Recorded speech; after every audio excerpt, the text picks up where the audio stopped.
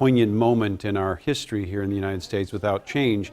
She said, not just another commission. Yeah, I think that not needs to be just said again. another commission. And that does say a lot. We've seen in the history of our country so many times when something like this happens, which should invoke change in very significant ways, just becomes another investigation, becomes another, in her words, commission. And she's not wrong. Right. I mean, she's saying there needs to be less talk and more reform. We've talked, we've had these commissions, we've had these boards, and there's a real sense that people feel like it's not leading to anything.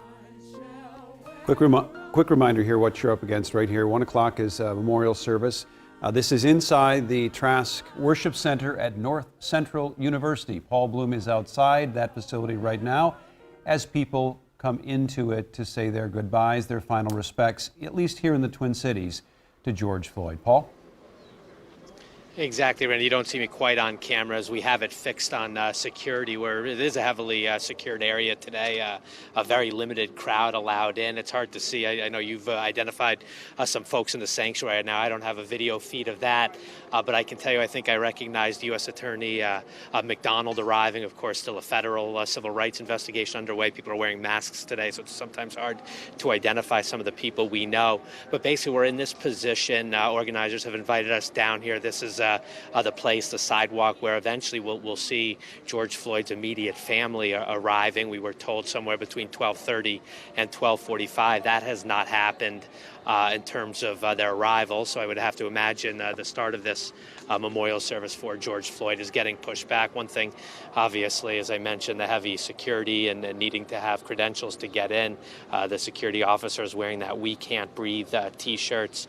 That has become a statement across the globe, really. And one of the things that Reverend Al Sharpton spoke about today between him and family attorney, civil rights attorney Ben Crump today is we do expect some type of major announcement, be it legislative, be it something that can change the way policing is done, addressing inherent racism and equal treatment and justice. So we'll be listening for those words. Reverend Al Sharpton, many people know, a civil rights activist, leading one of the biggest civil rights organizations in this country, is organizing today's memorial service. It's interesting. It is being held here in Minneapolis, but there is this element of a national component to what we're watching. In fact, we still don't have a lot of details on exact speakers and guests. We're just kind of watching with our own eyes as people arrive. There's been very little provided to us, but the Reverend did say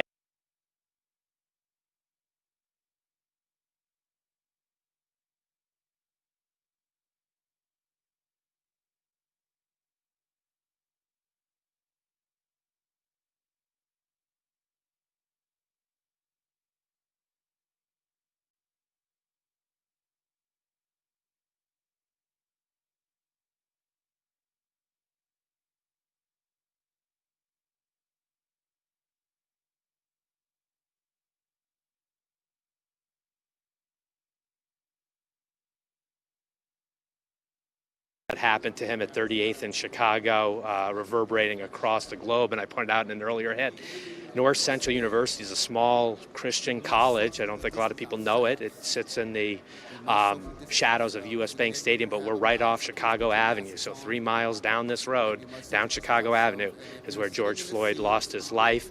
I will send it back to the studio and still awaiting on George Floyd's loved ones to arrive here at the Trask Worship Center. All right, thanks, Paul. A friend of his, Corey Paul from Houston, told me that George Floyd came to Minnesota with a Christian ministry work program for a better life several years ago. And let's listen in for just a second. Can I get somebody to say amen? Let's show this family the dignity that they deserve. And if you come here to show them your respect, it really shouldn't matter where you sit at.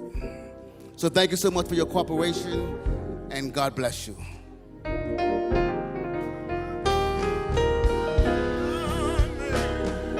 Okay, getting people seated, as you can see there. Service is expected to start around 1 o'clock, so we're keeping a close eye on it. We know the governor is in attendance, Mayor Jacob Fry and his wife. We saw Mayor Melvin Carter. We saw Senator Tina Smith, Senator Amy Klobuchar. We know that there is a number of Vikings football players who have just shown up as well and will be coming in just a moment. But again, it is a private service today. The public is allowed to gather outside, although there isn't a whole lot of room around North Central University. But there is a park, Elliott Park, where we have Karen Scullin, who is talking to people as well. So we'll keep an eye on the service here and get you going and started on that as soon as it begins. But let's go to Hannah Flood, who's outside of the service right now. And also, Hannah, have you seen people coming and arriving from where you're standing? We've seen a lot more people kind of arrive in the last 15 minutes or so. And I also want to point out, you can see here, people are just starting to file in. You said it earlier that there were some Vikings players who showed up.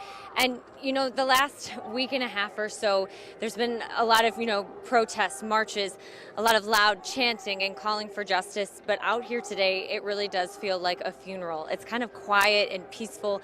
There's some gospel music playing in the background. You can see people kind of just somberly with their masks on and their head down, starting to file into the church here. So it's definitely a different feel here than it has been anywhere else here over the last 10 days. Kind of this peace and calmness over everything as people go in really to honor this man's life. So we're going to be out here watching as more and more file in. Again, we're waiting for the family to arrive, but definitely a lot of people out.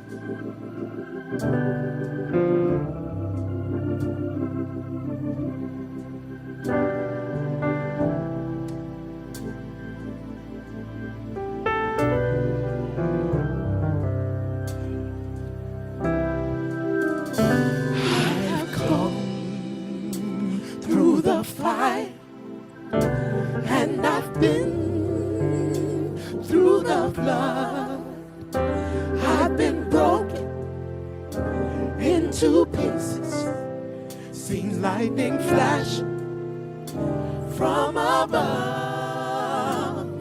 but through it all, I remember that He loves me and He cares, and He'll never put more on me than I can bear.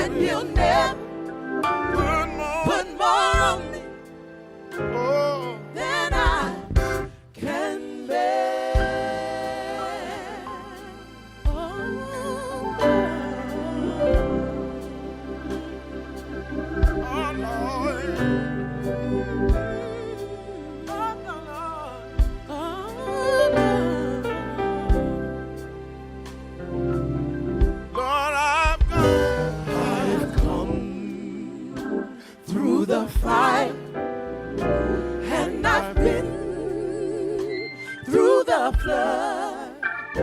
I've been broken into pieces.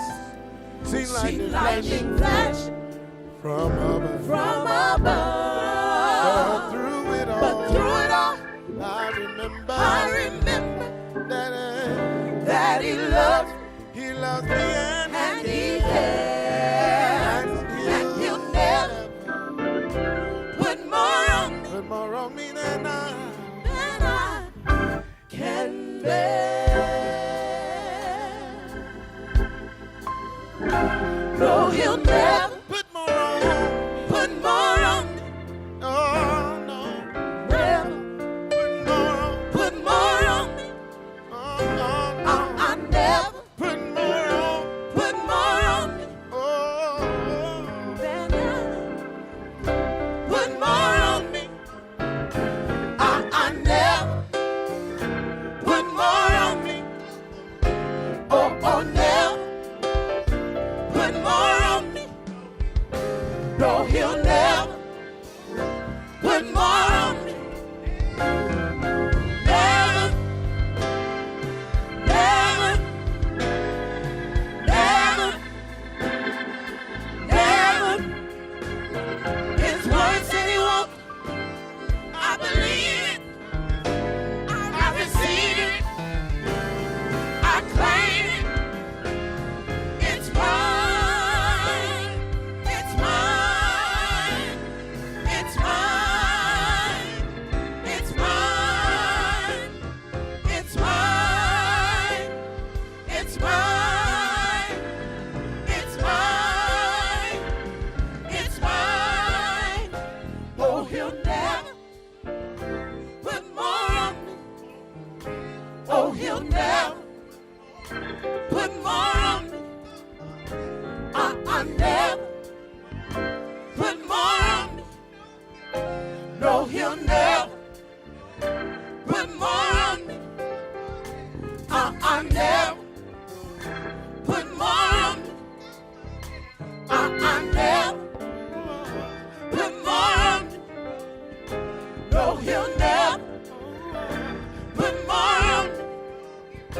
No, He'll never put more on me. Never, never, never, never. His word said He won't. I believe it. I receive it.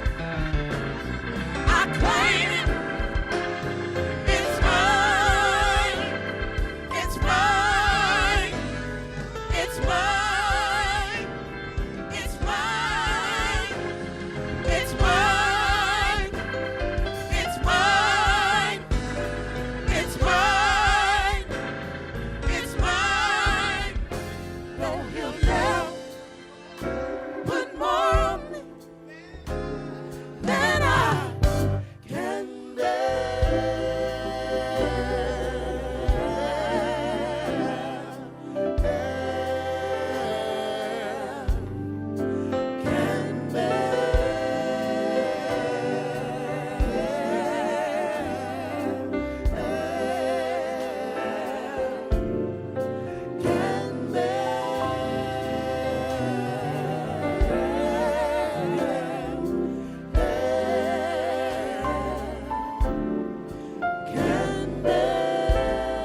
We've been made endure for a night, but joy comes in the morning.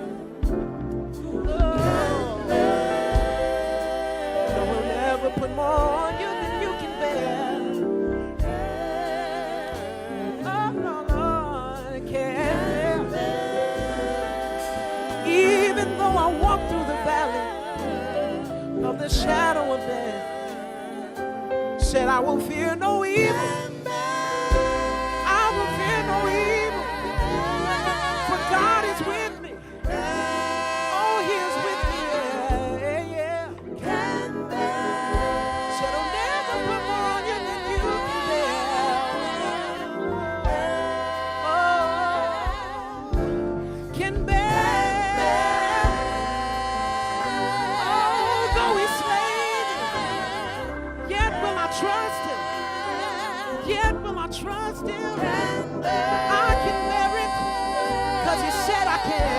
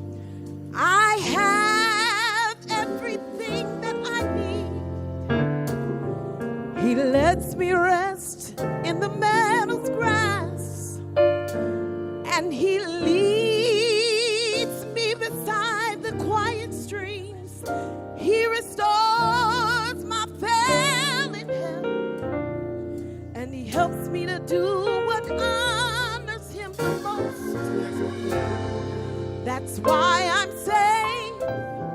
That's why I'm saved. That's why I'm saved. I'm saved in his arms.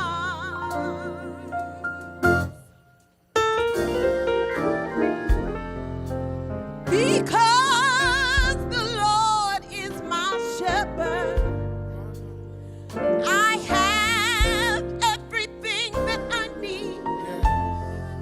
He lets me rest in the meadow's grass, and then he leads me beside the quiet streams. He restores my failing health, and he helps me to do what honors him the most. That's why I'm safe. That's why I'm safe. That's why I'm safe. I'm safe in his arms.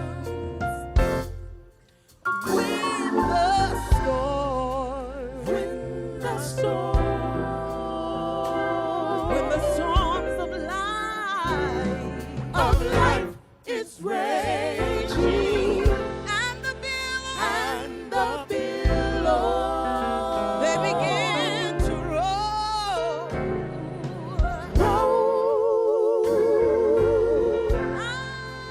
I'm so glad he shall hide.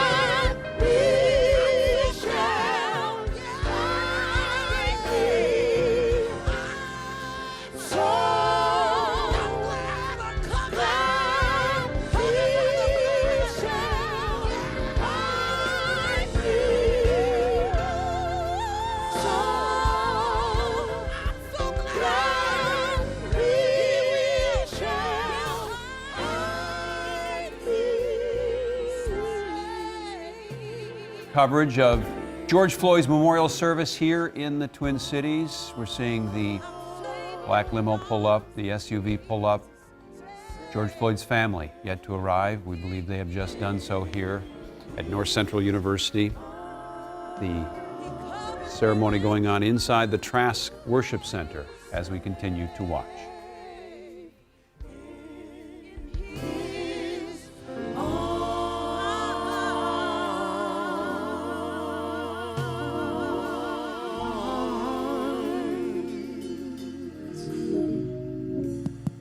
Good afternoon, ladies and gentlemen. We need everyone to please take their seat. The family is here. We need these center aisles, the center aisle clear. We don't need anyone in the center aisle to my left and your right. Please clear that aisle so the family can proceed and take their seats. We also need everyone to please cut your cell phone off. Please cut off your cell phones. And let's receive this family with dignity. Thank you so much for coming.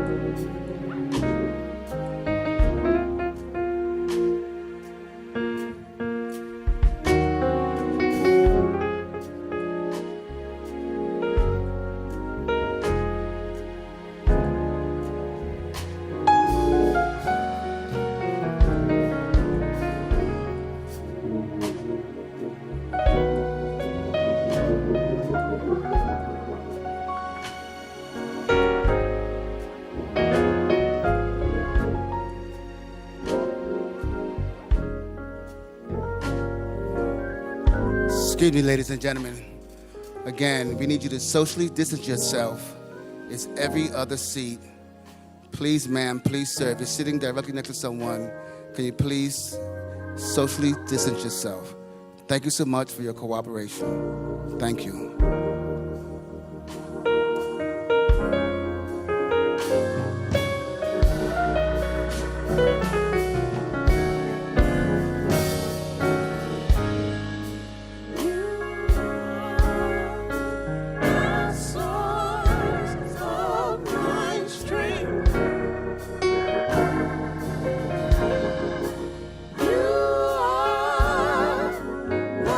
Strength of my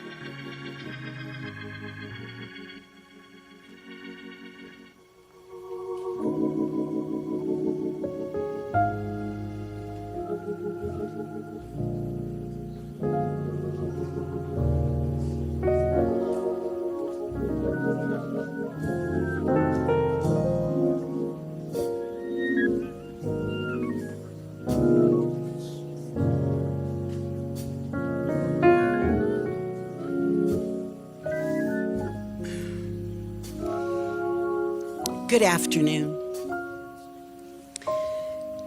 You may be seated.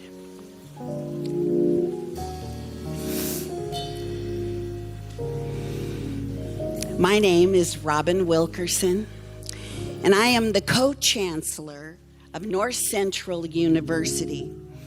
To all the friends and the family of George Floyd and all of our esteemed guests here today, I want to welcome you on behalf of the university, on behalf of Dr. Scott Hagin, President, on behalf of the Board of Regents, on behalf of the faculty.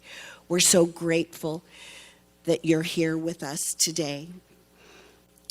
And we're honored that you have come to mourn the loss and celebrate the life of Mr. George Floyd.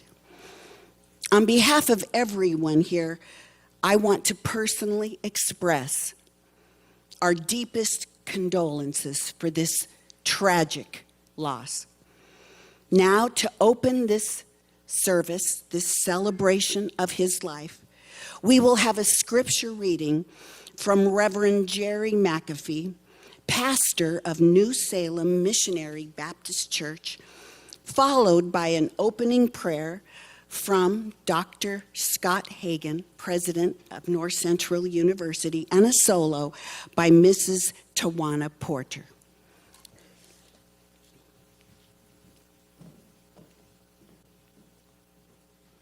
On behalf of the pastors and preachers from Minneapolis and St. Paul, the Bloods on the south side, Gangster Disciples and Vice Lords on the north side, Psalm 27. The Lord is my light and my salvation. Whom shall I fear? The Lord is the strength of my life. Of whom shall I be afraid? When the wicked, even mine enemies and my foes, came upon me to eat up my flesh, they stumbled and fell. Though an host should encamp against me, my heart shall not fear. Though war should rise against me, in this will I be confident. One thing have I desired of the Lord, that will I seek after, that I may dwell in the house of the Lord all the days of my life, to behold the beauty of the Lord and to inquire in his temple. For in the time of trouble he shall hide me in his pavilion. In the secret of his tabernacle shall he hide me. He shall set me up upon a rock.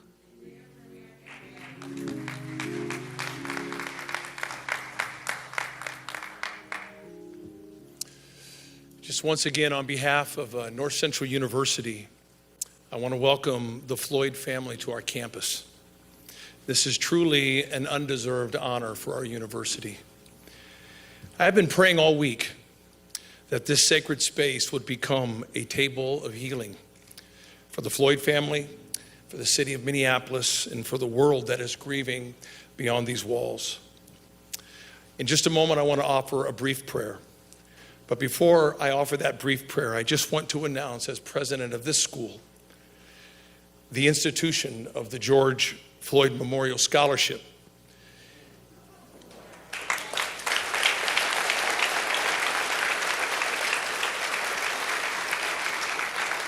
Even before announcing this scholarship yesterday, unsolicited, over $53,000 was handed to me to contribute toward the educational promise of aspiring young Black American leaders.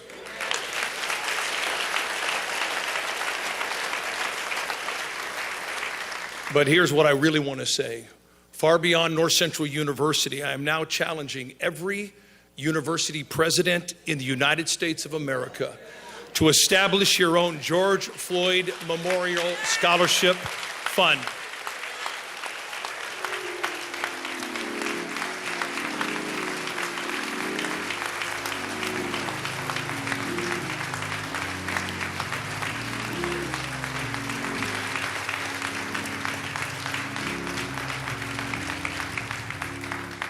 So people across this nation can give to the college of their choice. It is time to invest like never before in a new generation of young Black Americans who are poised and ready to take leadership on our nation. So university presidents, let's step up together. I want to invite you now to pray with me, if you will. Lord, your word in Proverbs 31 is dynamically clear. It says to speak up for those who cannot speak for themselves. Ensure justice for those being crushed. Yes, speak up for the poor and the helpless and see that they get justice. Lord, we are asking today for you to take this table of healing here in Minneapolis today and multiply this healing all over this nation as part of that now never fading voice crying out on behalf of those who have been and who are now being crushed in body and spirit. At this table of healing today, Lord, we ask that you touch the Floyd family with supernatural comfort and grace, that they may be granted a few moments of respite as their beloved father and brother and son is remembered in a way that honors his life and his personal faith in Jesus Christ. At this table of healing, we are asking you, Lord, to show us the way. Our city and nation are becoming rightfully despondent, with neighbor set against neighbor.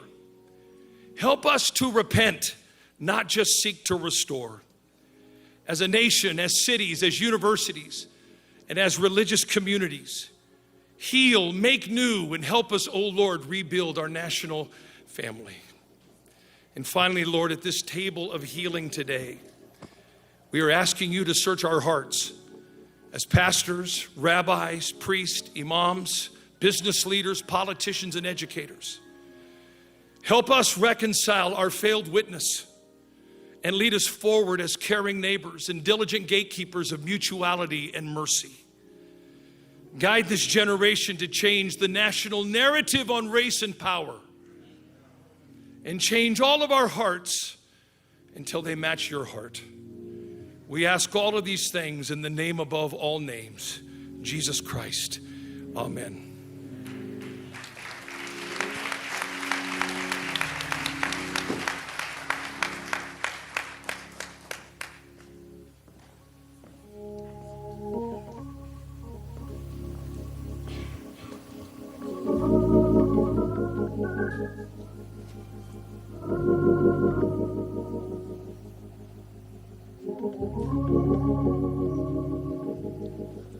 Amazing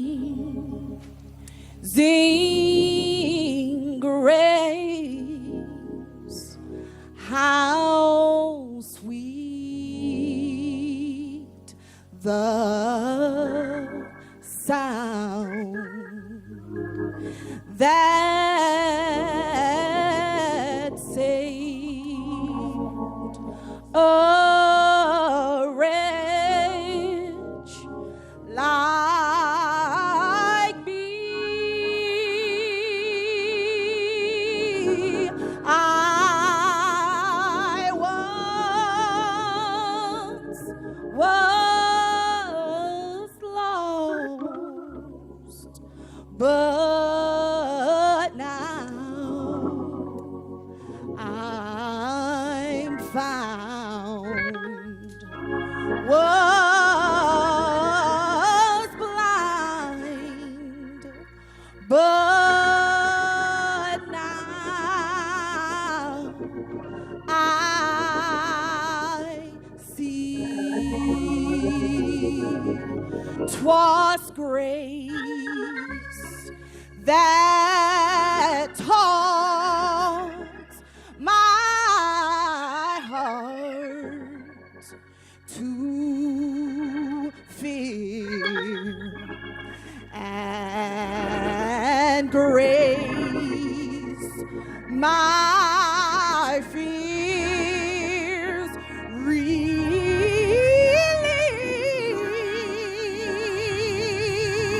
How precious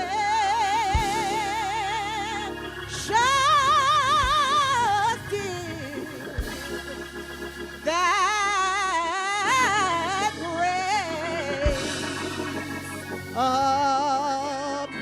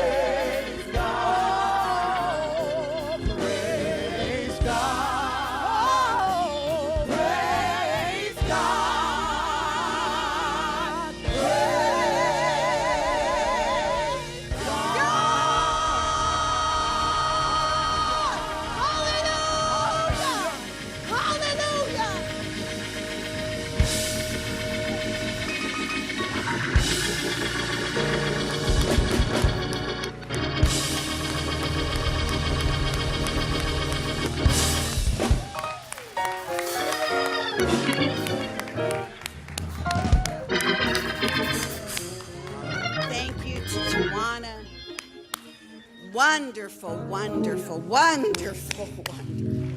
Yes, yes. Thank you, thank you, thank you.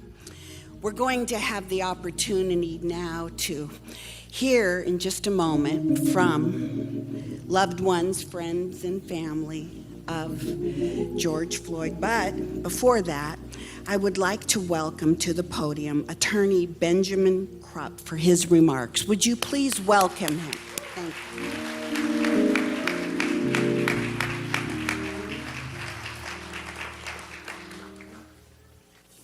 I'm Attorney Ben Crump, and along with Attorney Tony Ramanucci and Attorney Chris Stewart, as my co-counsels out front seeking justice for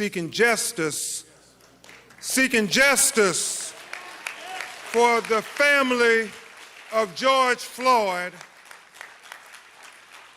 along with a lot of other great attorneys who are working in the background, who I will mention briefly before we bring up the ones who knew George Floyd all of his life. I want to thank lawyers towing in the vineyards like Devin Jacob, Chris O'Neill, Lee Merritt, Darrell Parks, Jasmine Rand, Bill Pentas, and Carol Powell Lexon, because you may see Tony and Chris and I, but it's a whole team of lawyers who are working, because it's going to take a united effort fighting in the courtroom and outside the courtroom to get justice for George Floyd.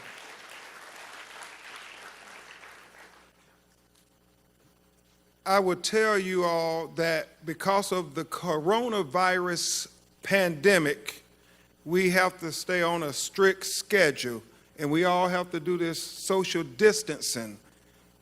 But I want to just put it on the record, Reverend Al, that it was not the coronavirus pandemic that killed George Floyd. I want to make it clear on the record. Will Packard, it was that other pandemic that we're far too familiar with in America, that pandemic of racism and discrimination that killed George Floyd. So before we make a plea to justice, we feel it appropriate that you hear from the people who really knew George the boy, knew George the adolescent, knew George the man, and from whence George came.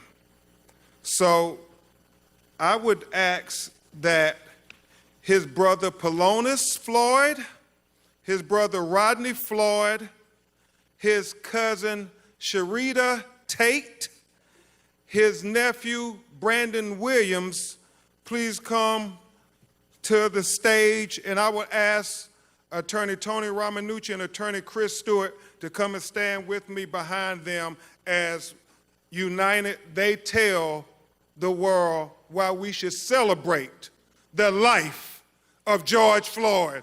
Please come up, family.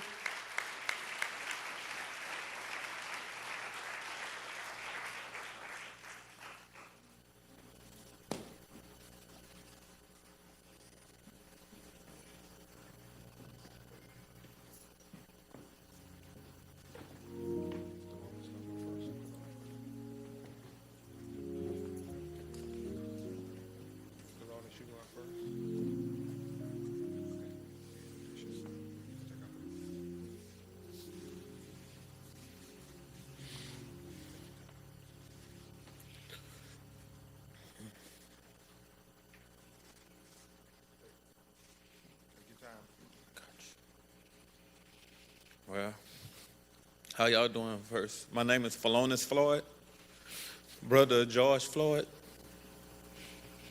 Well, we come up together. We didn't have much. Our mom did what she could. We would sleep in the same beds. play video games together, go outside and, play catch with the football. And I used to say to myself, like, man, you can't throw. You can't throw at all. You know what I mean? Because the ball never came to me. And years down the line, because I was catching with one hand, two hands, any way you threw it, I started being able to catch it. He said, I can throw, but I just wanted you to go get the ball. The ball don't need to come to you. You need to go get the ball. But, my brother, we did a lot of things together, from like talking with my mom, dancing with my mom, cooking with our mom, brothers and sisters. Man, so much. We made banana mayonnaise sandwiches together, It was a family thing, Every day, we know when we come in the house, our mom was gonna have a huge plate of food separate from each other, and we would sit there and argue with each other who plate it was, and I'm like in 10 or 11, I'm talking about the plate with 6 pieces of chicken is mine, and he way bigger than me. You know what I mean? He's huge. So, man, from that, being in the house with my brother, man, it was just like inspiring to other people, because my mom used to take in other kids, and most of them was George's friends, and they wanted to stay with her. They loved her, and my brother, he was okay with it. So then you had 3, to me, they were grown then, because they kicked me out the room. They were 3 men, like 16, 17, they grown, sleeping in the same bed, waking up, going to the same school. And they wouldn't leave each other at all. They always wanted to be with each other at all times. I remember nights when the day before school, we didn't have a washing machine. So we would all go in and put our socks and underwear in a bathroom sink and just start washing them. If we didn't have detergent, we would use soap. But we would wash it. We were going to be clean. We were going to be clean. So we would literally, right after that, we would take the socks and hang them over the hot water heater. And we'd take the underwear and hang them over there. And we would fight about it, me and his friends and all of them. Like, no, you did it last night, because your clothes probably still be damp the next day if you don't put it on the hot water heater. So from that, and we learned a lot of stuff, but it's crazy because we didn't have a dryer. So the fastest way to dry your clothes was to put it in the oven and let it dry faster like that. So it was just, man, I love my brother, man. We had so many memories, together. I remember him waking me up, telling me, hey, man, can you iron my clothes for me? And I look at him, but then I look at his size and I say, you right, big bro, you right. You know what I mean? It was just amazing. Everywhere you go and see people, how they cling to him. They wanted to be around him. George, he was like a general. Every day he walks outside, there'd be a line of people, just like when we came in, wanting to greet him and wanted to have fun with him. Guys that was doing drugs, like smokers and homeless people, you couldn't tell, because when you spoke to George, they felt like they was the president, because that's how he made you feel. Wow. He was powerful, man. He had a way with words. He could always make you ready to jump and go all the time. Everybody loved George. We didn't call him George. We called him Perry. If you called him Perry, you knew him direct, you know what I mean?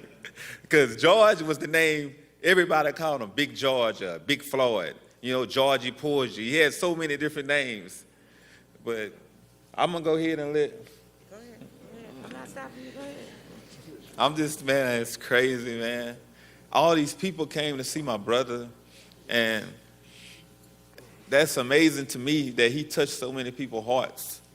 Because he's been touching our hearts, You come to Third Ward, where we're from, people are crying right now. That's how much they love them. I'm just staying strong as I can, because I need to get it out. I need to get it out. Everybody wants justice. We want justice for George. He's going to get it. He's going to get it.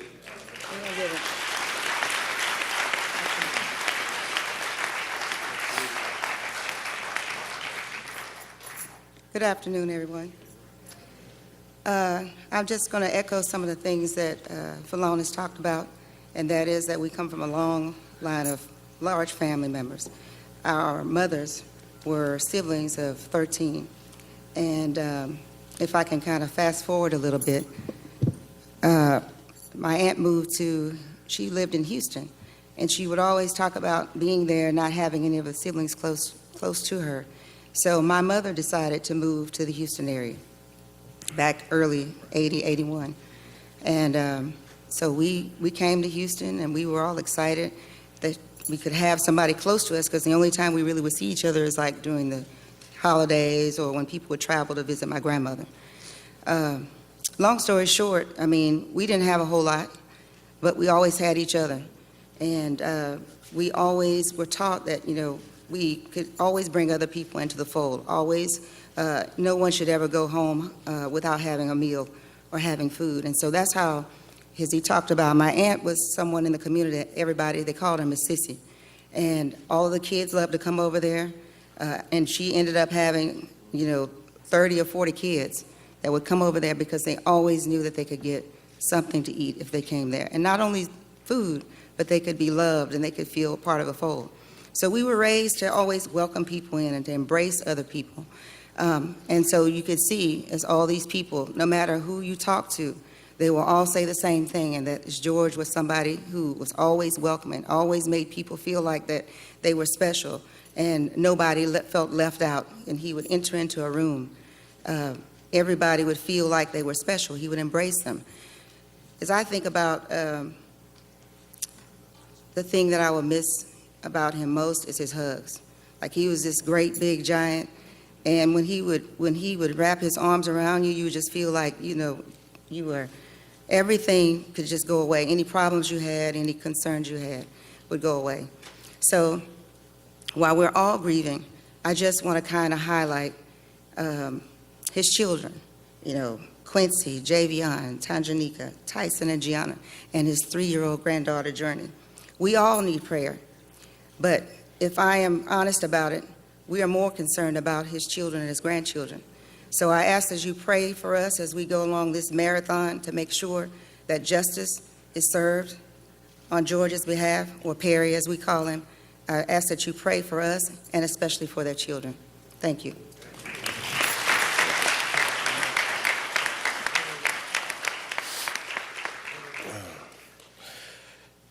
How y'all doing? I am Rodney Floyd, youngest brother of George Floyd. And my older brother PJ was talking about childhood memories and how we grew up. And I would like to start where he left off. We didn't have much growing up, but all that great stuff, how we dried and washed our clothes, that was just ingenuity. And I mean, hey, we worked with what we had, but didn't have much, but we had a house full of love. And I mean, I appreciate the love of everyone in here in the state of Minneapolis. Y'all adopted my brother and showed him so much love. And we feel that love in your city and thankfully everybody and plus around the world. It's a beautiful thing, this great love we're receiving. And George Floyd is receiving, because he would love it. I wish he was here in the presence, in the flesh, to see it. Because all this great unity, he would bring in the tears like it's bringing us. But share fun remembering my brother, Big Floyd, as y'all know. Oh, cooking-wise, he would make me, honestly, him and the other brothers, 3 gentlemen my brother mentioned grew up in our house, so they would say, "Little bro, you make the best grilled cheese. Can you please go make us one?" I mean, if I tell y'all as a little 6 or 7-year-old kid, I did that numerous times, and I realized as I got older, y'all just using me. But you know what? But I was just happy to be doing it. But my big brother, I mean, great guy, great gentleman, great man, and as a child, without no father figure, he was big brother, but I didn't see the little stuff they were throwing out. He was doing the best he can, and the mistakes he made, and I watching them, following him, corrected myself as a grown man, as a teenager growing up, and, you know, learning from him how to be a man and everything he instilled us and taught us. He was doing him, but he was teaching us how to be a man because he was in this world already before us. And he gave us a lot of great lessons. And I mean, one thing about a man, keep the definition as is. Floyd, responsibility. He would stand up for his family and friends, and he's great at that. And I want you guys to know that he would stand up for any injustice everywhere. Yeah. Can y'all please say his name? Thank y'all.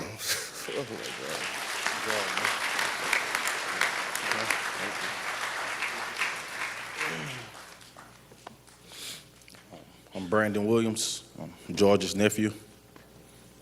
I call him Perry. You know, we happen to share the same middle name for some reason. My mama wanted to name all of us after some of her siblings, and coincidentally, I ended up with George. Growing up, I mean, I'm a lot younger than them, but my grandmother raised me. I didn't have a father figure present in my life, so I grew up in the same house with them.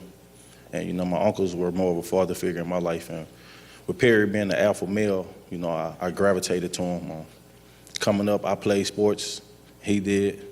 And, you know, that kind of connected us and brought us real close. I'm trying not to be sad. This is a lot harder than I thought it would be. I just remember all. I just remember just all of the memories, man. So more than anything, I just want to say thank you to him just for being there, just being a real, genuine person, just being loving and caring and somebody I can count on no matter what. We didn't have much, but coming up, my grandmother tried her best, and wherever she selected, he picked it up for me. He made sure I had sneakers and clothes and a lot of stuff like that, and I appreciate that. I'm gonna end it with a funny story about he was the biggest LeBron James fan, and I remember, I don't know if you guys are familiar with the NBA, but when the Cavaliers, they came back on the Golden State Warriors in the finals, and I remember the very first phone call, and I told him, "Unc, man, you too happy. You sound like you won a championship." And we laughed about it, and you know, he said, "Man, you know how I feel about LeBron. I did win a championship." So, and every time we would talk, you know, I asked him, like, "Hey, how you doing, man? You good?" And he said, "I feel like I won a championship." And that kind of stuck. It was just this inside thing we had. So I know with him being the strong person he was and seeing everybody come together and just rally around him and extend all of the love and support to our family. And man, we thankful and grateful. And I know more than anything, with everybody grieving and hurting, he would want us to feel like we won the championship. So I'll end on that note. Thank y'all.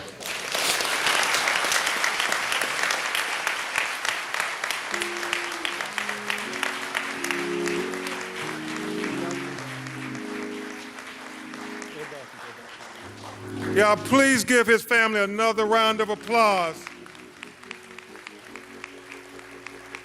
Please show them love. Show them love.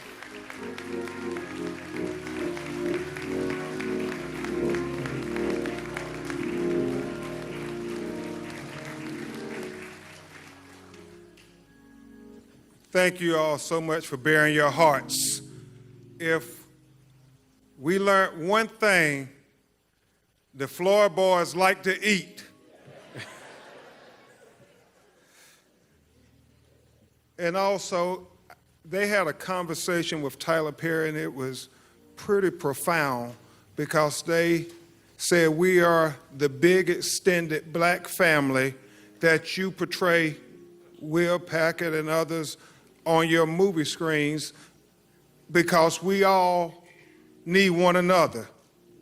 And you can tell this family always needed George. And so it's awfully difficult for them.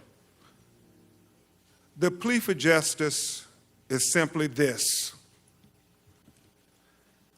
Dr. Martin Luther King said, "He who passively accepts evil is as much involved in it as he who helps to perpetrate it. He who accepts evil without protesting against it is really like cooperating with it. You know, T.I., on that video, what we saw was torture. Reverend Jackson, what we saw in that video was inhumane.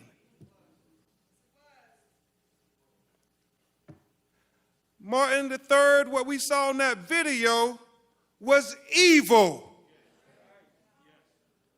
And so America, we proclaim, as we memorialize George Floyd, do not cooperate with evil. Protest against evil. Join the young people in the streets protesting against the evil, the inhumane, the torture that they witnessed on that video. We cannot cooperate with evil. We cannot cooperate with injustice. We cannot cooperate with torture. Because George Floyd deserved better than that. We all deserve better than that. His family deserved better than that. His children deserve better than that.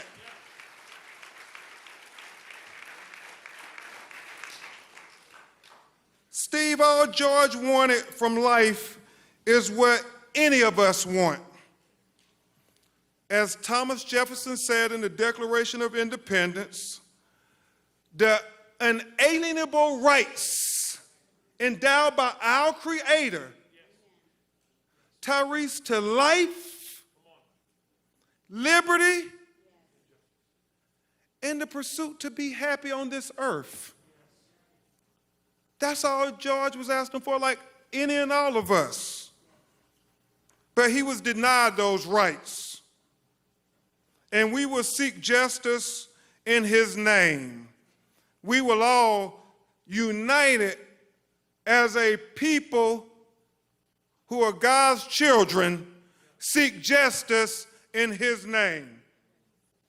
But beyond the specific justice, in his case, Chris, the prosecution of the 4 individuals who deprived George of his life, we seek a broader, more transformative justice. Reverend Al, a more just system of policing. Kevin, a more just treatment of people of color. Chris, a more just criminal justice system. In essence, what we are endeavoring to do, Brandon, is what my personal hero, Thurgood Marshall, said. Make the Constitution real for all Americans. You see, Justice Marshall said the basis of the Constitution is simply this: that a black baby born to a black mother, the most uneducated black mother, the most inarticulate black mother, the most impoverished black mother, has the same exact rights as a white baby born to a white mother, the most educated white mother, the most articulate white mother, has the most affluent white mother, just by virtue of that baby drawing its first breath as an American. Now, Justice Marshall said, Reverend Jackson, I know that's not the case in America today, but I challenge anybody to say, Tony, that that's not the goal we're fighting for. He said, I challenge anybody to say, that's not what makes America the great beacon of hope and justice for all the world to marvel. So when we fight for the George Floyds of the world, but more importantly, when we fight for the unknown George Floyds of the world, when we fight for the Trayvon Martins of the world, when we fight for the Terrence Crutches of the world, when we fight for the Michael Browns of the world, when we fight for the Alton Sterlings of the world, when we fight for the Philando Castillos of the world, when we fight for the Jamar Clarks of the world, when we fight for the Eric Gardners of the world, when we fight for the Sandra Blands of the world, when we fight for the Ahmaud Arbery's of the world, when we fight for the Breonna Taylors of the world, when we fight for the Natasha McKinney's of the world,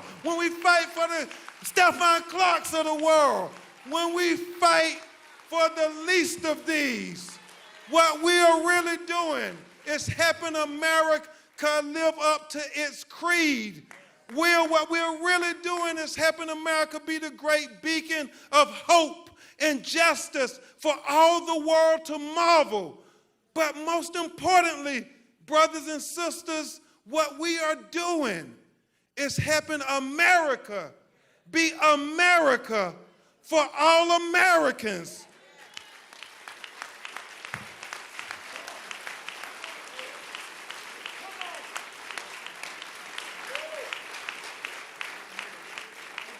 What we want, T.I., is not two justice systems in America, one for black America and one for white America. What we endeavor to achieve is equal justice for the United States of America, and George Floyd is the moment that gives us the best opportunity I have seen in a long time of reaching that high idea that this country was founded on. Thank you so much. This is the plea for justice. On behalf of the family, the children, we will get justice. We are committed to it.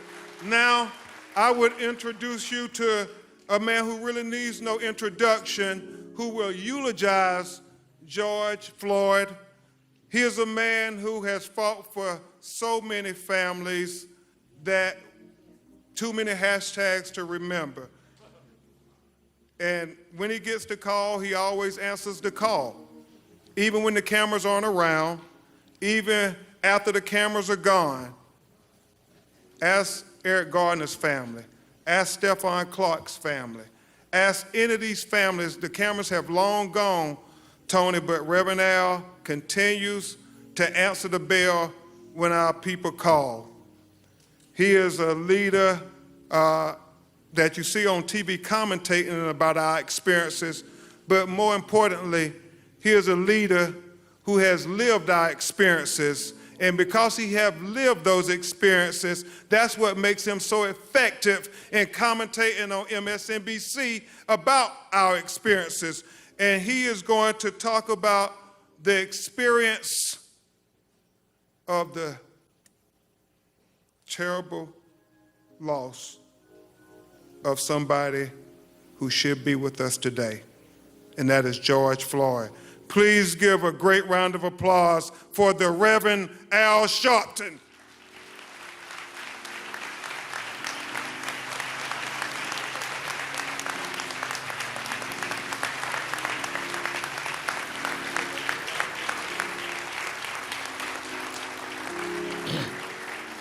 Thank you.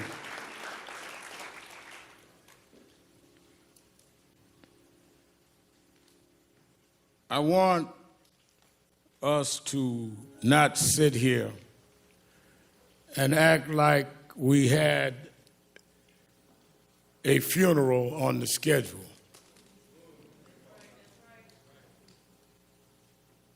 George Floyd should not be among the deceased.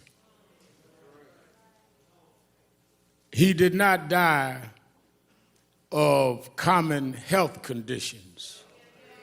He died of a common American criminal justice malfunction. He died because of there has not been the corrective behavior that has taught this country that if you commit a crime, it does not matter whether you wear blue jeans or a blue uniform, you must pay for the crime you commit.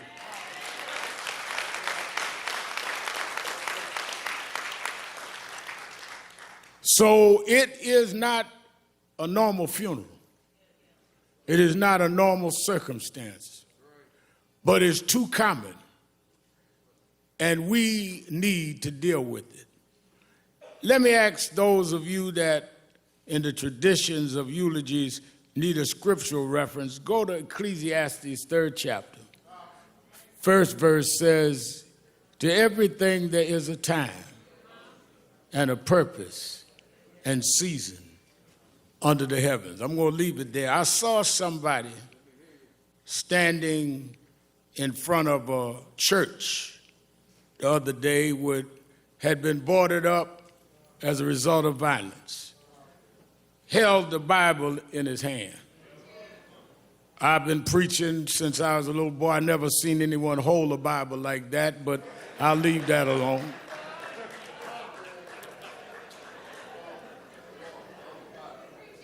But since he held the Bible, if he's watching us today, I would like him to open that Bible.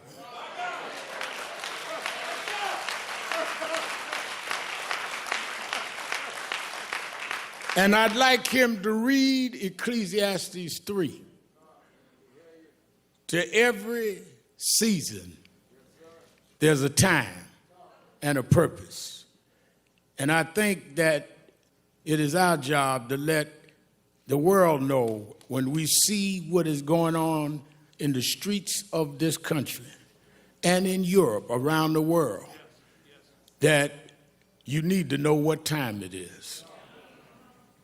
First of all, we cannot use Bibles as a prop. And for those that have agendas that are not about justice, this family will not let you use George as a prop.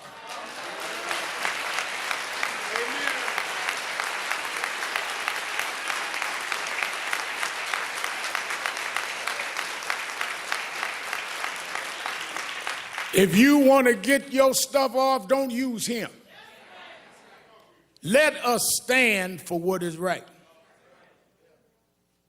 Because when I got the call from Attorney Crump, and usually when he calls me, it's not to find out how I'm doing.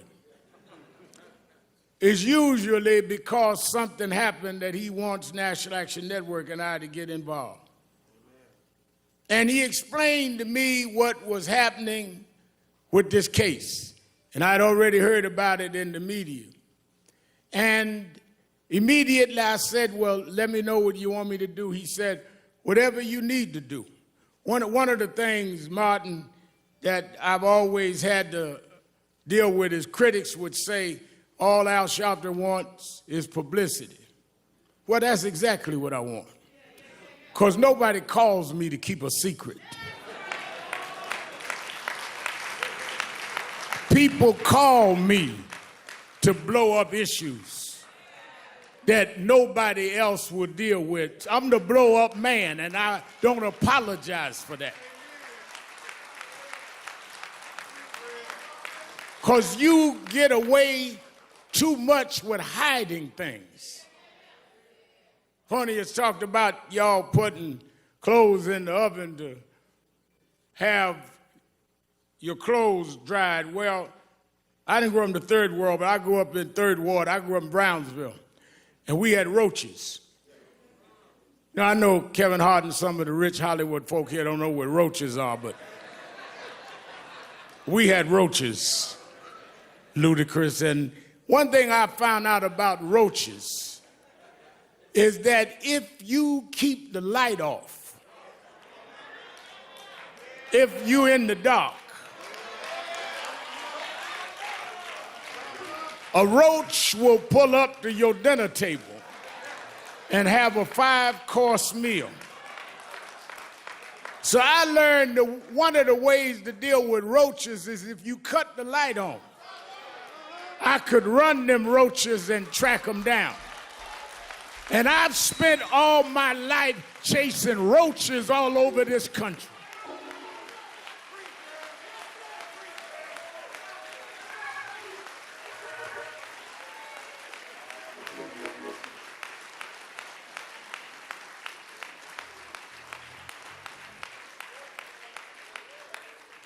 Soon as I talked to the family and got the details and heard that among George's last words was, "I can't breathe," with a knee on his neck, I immediately thought about Eric Gardner. I did the eulogy at his funeral. And I called his mother. And I said, "I know we are not going out because of the coronavirus, but this is so much like Eric. If we could arrange some private way to go to Minneapolis, would you go?" And she said, "Rev Mal, I'm already packing. Let me know." Tyler Perry said, "I'll give the families, the plane, whatever y'all need, because this is wrong." Robert Smith said, "Don't worry about the funeral costs." People across economic and racial lines started calling and getting in. And we flew out here, her and I, last Thursday. And when I stood at that spot, reason it got to me is George Floyd's story has been the story of black folks. Because ever since 401 years ago, the reason we could never be who we wanted and dreamed of being is you kept your knee on our neck.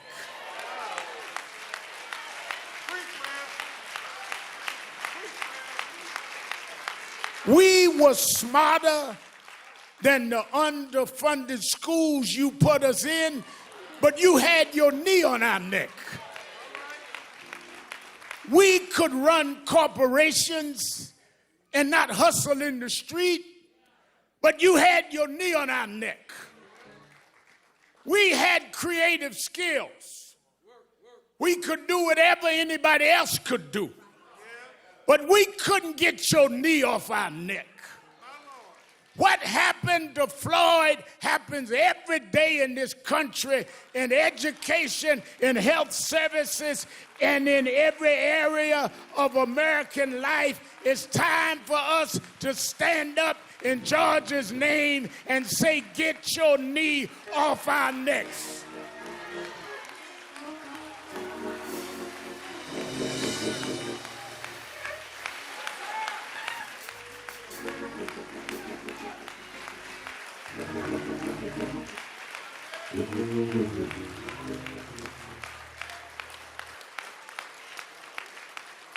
That's the problem, no matter who you are. We thought maybe we had a complex, T.I., maybe it was just us. But even blacks that were broke through, you kept your knee on that neck. Michael Jordan won all of these championships, and you kept digging for mess because you got to put a knee on our neck. White housewives would run home to see a black woman on TV named Oprah Winfrey, and you mess with her because you just can't take your knee off our neck. Man comes out of a single-parent home, educates himself, and rises up and becomes the president of the United States. And you ask him for his birth certificate because you can't take your knee off our neck. The reason why we're marching all over the world is we were like George. We couldn't breathe, not because there was something wrong with our lungs, but you wouldn't take your knee off our neck. We don't want no favors. Just get up off of us, and we can be and do whatever we can be.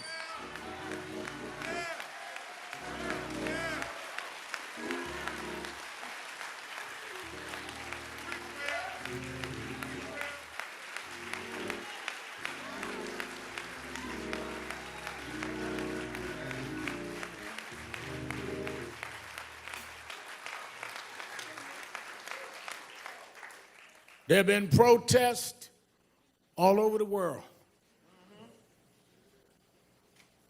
Some have looted and done other things. And none of us in this family condones looting or violence. But the thing I want us to be real cognizant of is there's a difference between those calling for peace and those calling for quiet.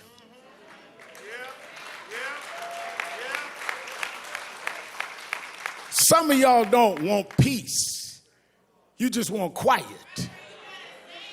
You just want us to shut up and suffer in silence. The overwhelming majority of the people marching wasn't breaking windows. They were trying to break barriers. They wasn't trying to steal nothing. They were trying to get back the justice you stole from us. Those that broke the law should pay for whatever law they broke, but so should the 4 policemen that caused this funeral today. We don't have a problem denouncing violence, Mr. Governor. We don't have a problem, Mr. Mayor, denouncing looting. But it seems like some in the criminal justice system have a problem looking at a tape and knowing there's probable cause, and it takes a long time for you to go and do what you see that you need to do.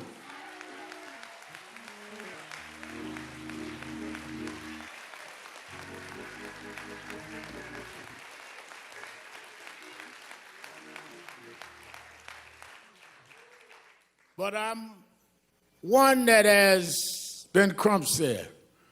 National Action Network and I have been involved in a lot of these fights we started around criminal justice.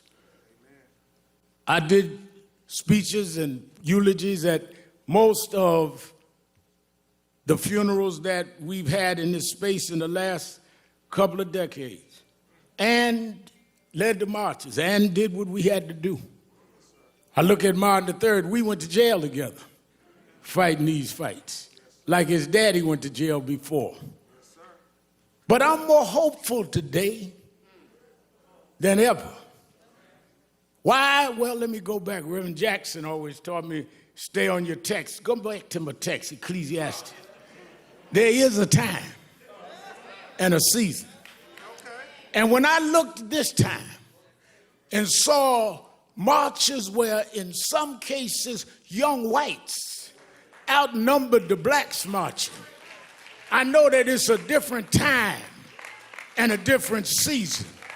When I looked and saw people in Germany marching for George Floyd, it's a different time and a different season. When they went in front of the Parliament in London, England, and said it's a different time and a different season, I come to tell you, America, this is the time of dealing with accountability in the criminal justice system.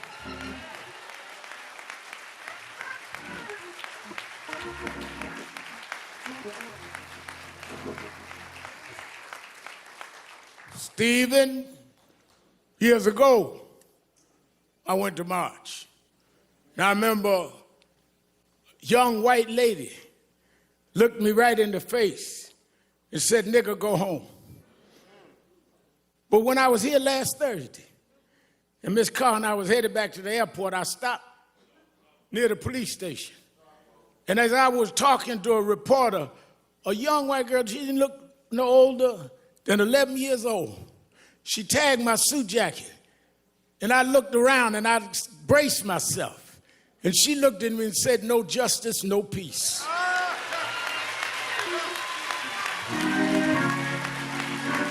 It's a different time.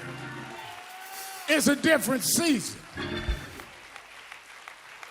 And if my Bible carrying guy out in front of that boarded up church, if I got him to open up the Bible, I want you to remember something. You know, I was late last October to an appointment because the time changed.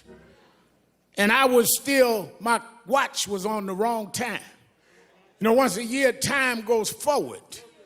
And if you don't, Congresswoman Omar, move your watch, you're going to find yourself an hour late, not because your watch was wrong, but you had your watch on the wrong time.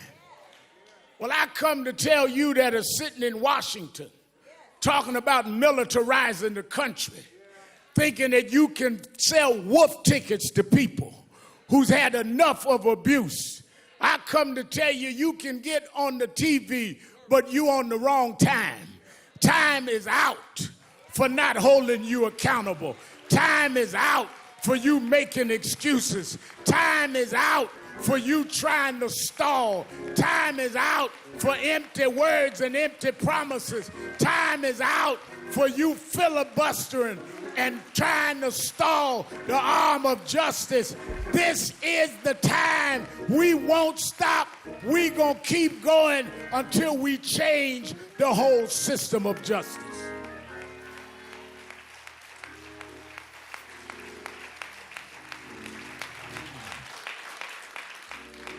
Our organizations have called this a day of mourning. NAACP, National Urban League, Legal Defense Fund, Black Women's Roundtable, Lawyers Committee, all got together, said we're going to have a day of mourning. But then we're going to come out this day of mourning. Because as some of our experts, Sherilyn Eiffel and others that know the legal field, have outlined a legal process that we must enforce, everything from residency to dealing with police backgrounds not being hidden. I talked to Governor Andrew Cuomo today in New York. He says we got to change 58 where the backgrounds are stopped of policemen. We need to know if they stop you, they find out everything you ever did. Why don't we know when policemen have a pattern?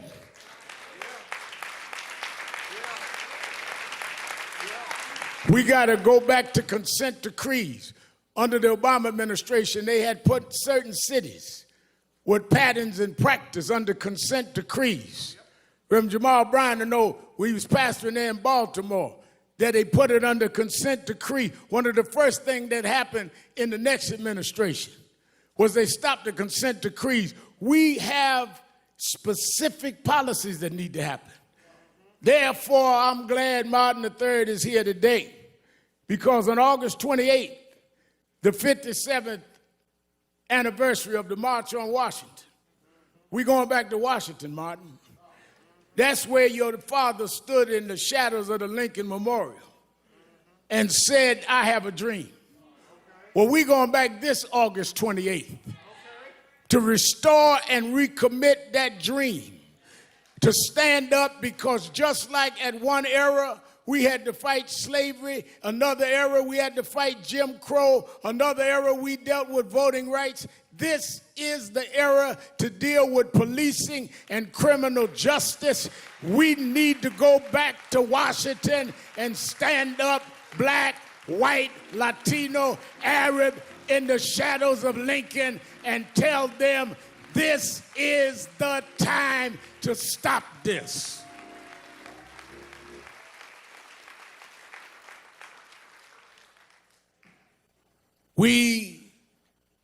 Martin and I talked about this. I've asked Reverend Bryant to get the faith leaders together. I talked Randy Weidengard about the labor leaders. Oh no, we're going to organize in the next couple of months in every region, not only for a march, but for a new process. And it's going to be led by the Floyd family.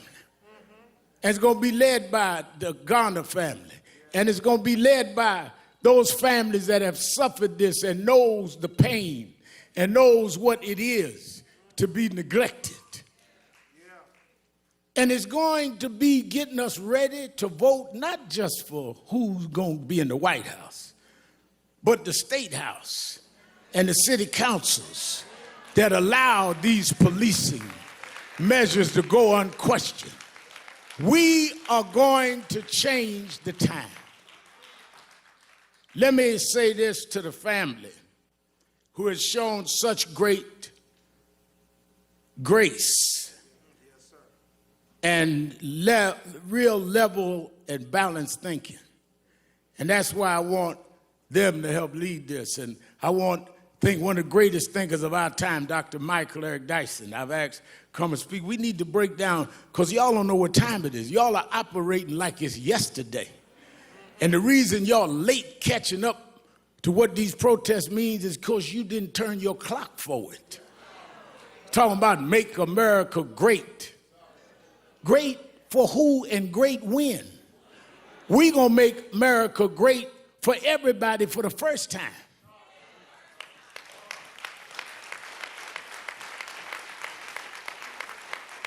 Never was great for blacks. Never was great for Latinos. Wasn't never great for others. Wasn't great for women. Your own women had to march to get the right to vote. But lastly is the religious side. I was reading and kept thinking about how I was a little embarrassed because when I heard that George, at this point of suffering this brutal attack, called for his mama, I said to Attorney Crump, I said, well, I appreciate talking to his brothers and them on the phone, but I want to talk to his mother. He said his mother passed. I said his mother passed, but he was calling for his mother. And I thought about it because I was raised by a single mother. And sometimes the only thing between us and our conditions was our mothers. Sometimes the only thing that we had that would take danger away was our mothers. The only ones that would make sure the food was on the table was our mother. I know why George was calling for mama. But then as I had got that all placed in my mind and I realized why I was always calling her. My mother died 8 years ago, but I still try to talk to her. Sometimes just dial a cell phone to hear the voicemail of her phone that I never cut off. I still want to reach out to mama. But talking to Quincy last night, one of his 5 children, Quincy said, you know, I was thinking maybe he was calling his mother. Because at the point that he was dying, his mother was stretching her hands out, saying, come on, George. I'll welcome you where the wicked will cease from troubling, where the weary will be at rest.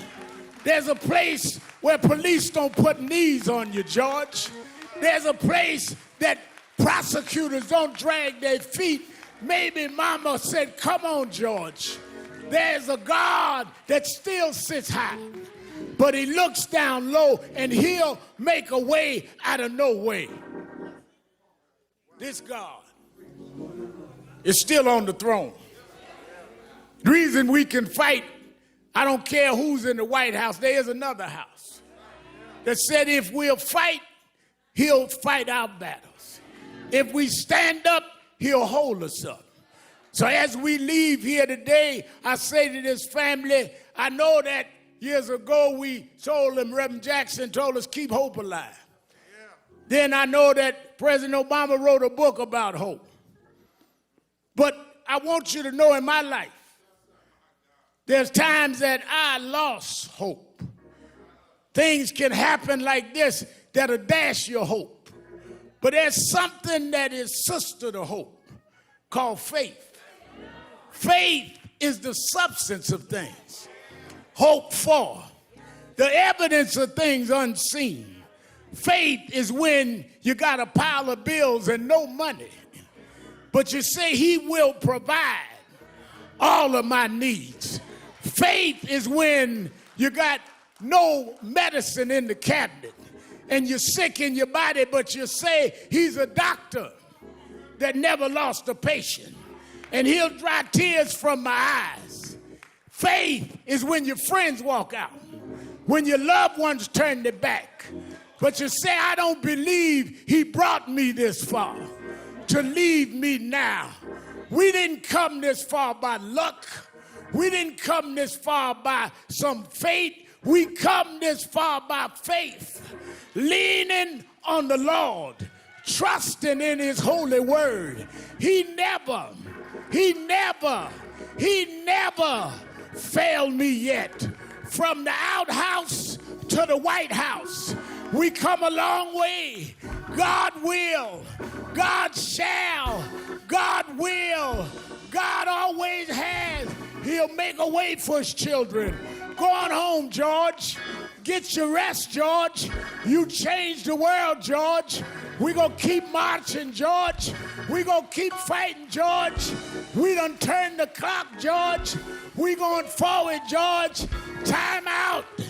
Time out. Time out.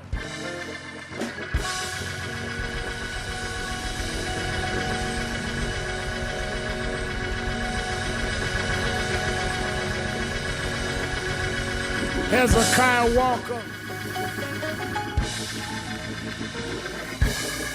We asked gospel great Hezekiah Walker to sing a song for the family. After which, Derek Johnson of the NAACP asked me, Attorney Crump, we're going to stand for 8 minutes and 46 seconds. Though that was the time that George was on the ground. And we want you all over the world to stand with us for 8 minutes and 46 seconds and make that commitment for justice in the name of George. I want to thank the members of the Congressional Black Caucus for being with us. Won't you stand?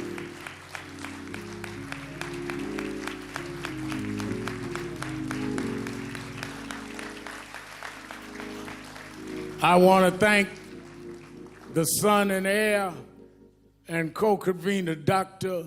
Martin Luther King III, for being with us.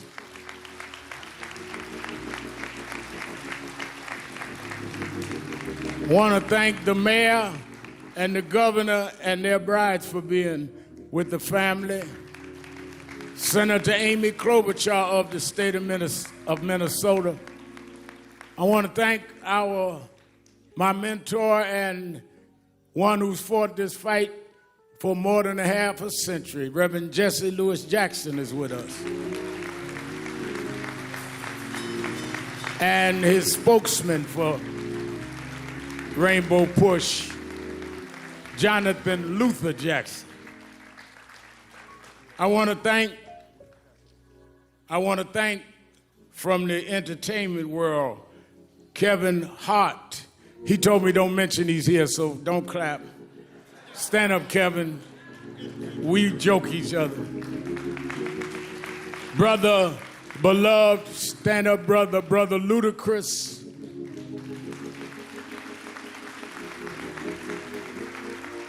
Tyrese Gibson, who's an extraordinary activist in his own right. Master P.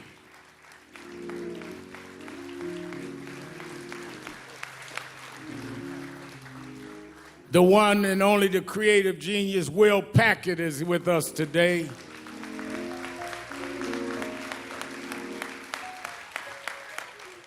And a brother that we've marched together and done a lot of things. He does not just put his name on somebody's petition, he puts his body on the line. Brother T.I.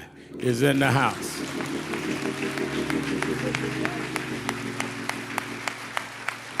I want this brother's one of the greatest gospel singers alive. Is Tiffany here? Oh, wait a minute. I didn't want to announce and say I embarrassed her. Let me tell you something. One of the most popular, outstanding artists that is also committed. I've read her interview. She think I'm old and don't read stuff, but I do. And she's been committed and saying the right things, and she wanted to be here today. And I was so busy joking with Kevin, I didn't even look at her.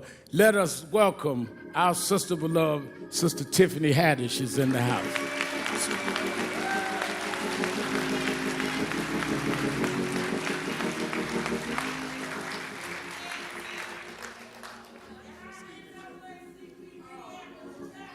Well, I'm going to announce all the rest. Wait a minute, y'all don't start introducing folk. I got them all. let us hear a selection from Brother Hezekiah Walker. God bless everybody. Let's have some church for a little while. Y'all ready to have some church? I came all the way from Brooklyn, New York to do this for George and the family. The song says, every praise, amen, is unto our God. Let's do it. Come on, let's stand to our feet, everybody. Come on. Come on. Put your hands together. Come on. Come on, come on, come on. Come on. Every praise, come on. Every praise it's to our God. It's to our God. Every word of worship. Every word of worship. With one accord. With one accord. Every praise. Every praise. Every praise. Every praise. It's to our God. It's to our God. Hey. Sing hallelujah. Sing hallelujah. Oh. To our God. Glory hallelujah. Glory hallelujah. It's to our God. To our God. Every praise. Every praise. Every praise. Every praise. To our God. It's to our God. Come on, let's take it up. Come on. Every praise. It's to our God. It's to our God. Put them hands together. Come on. Every word of worship. With one accord. With one accord. Come on. Every praise. Every praise. Every praise. Every praise. To our God. It's to our God. Look at your neighbor and say, sing hallelujah. Sing hallelujah. Oh, to our God. Glory hallelujah. Glory hallelujah. It's to our God. To our God. Come on. Every praise. Every praise. Every praise. Every praise. To our God. To our God. Come on, my people. Let's take it up one more time. Come on. Every praise. It's to our God. Every word of worship. Every word of worship. With one accord. With one accord. Every praise. Every praise. Every praise. Every praise. To our God. To our God. I don't care how you're feeling. Sing hallelujah. Sing hallelujah. To our To God. our God. Hallelujah. Glory hallelujah. To our To God. our God. Every praise. Every praise. Every praise. Every It's praise. to our God. To our God. This is my favorite part right here. Come on. God, my Savior. God, my healer. God, my deliverer. Yes, He is. Yes, He is. You say it now. God, my Savior. God, my Savior. God, my healer. God, my healer. God, my deliverer. Yes, He is. Yes, He is. Yes, He is. Yes, He is. God, my Savior. God, my Savior. God, my healer. God, my healer. God, my deliverer. God, my deliverer. Yes, He is. Yes, He is. Yes, He is. Yes, He is. Yes, He is. Yes, He is. Yes, He is. Yes, He is. Every praise Every praise. to our God. To our God. Every word of worship Every word of worship. with one accord. One accord. Every praise. Every praise. Every praise. Every praise. Every praise. Every praise. Every praise. Every praise. All of my worship. Every praise. All of my praise. Every praise. When you see me dancing. Every praise. Every praise. Every praise. When you see me shouting. Every praise. Every praise. Every praise. Every praise. Every praise. Every praise. Every praise. Every praise. Every praise. Every praise. Every praise. To our God. To our God. Every praise. Every praise. Every praise. To our God. To our God.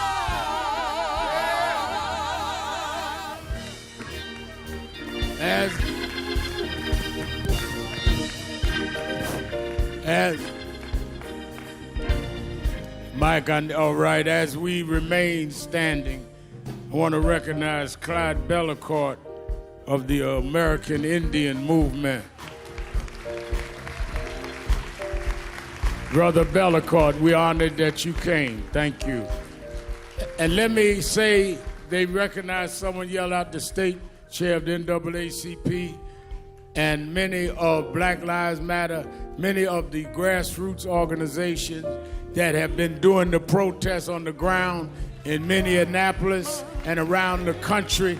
Movements are about everybody. We don't exclude anybody. Those young folks, some of them organic, some organized on their own, some NAACP, some Urban League, some National Action Network. We need everybody.